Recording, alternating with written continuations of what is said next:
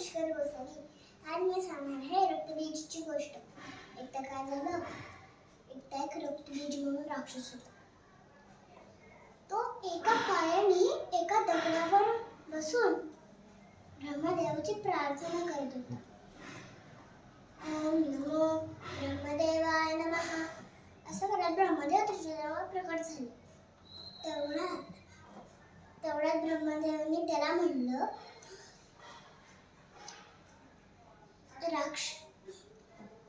रक्तबीजने ब्रह्मदेवाला म्हणाला मग ना त्याने एक आशीर्वाद मागितला.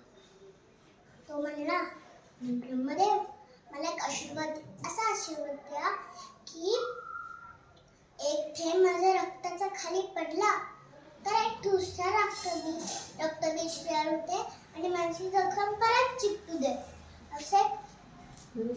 अशी एक विद्या दिली होती. ब्रह्माने तशीच विद्या दिली आणि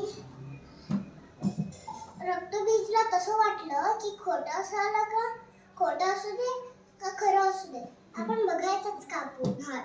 मग त्याने एक हात कापला आणि मग त्याच्यातून एक रक्ताचा थेंब खाली पडला.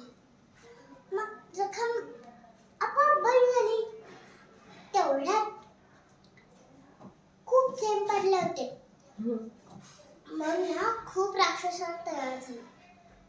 काली माता आली, सगळ्या राक्षसांना मारलं. ते सगळे राक्षस मेले. धन्यवाद.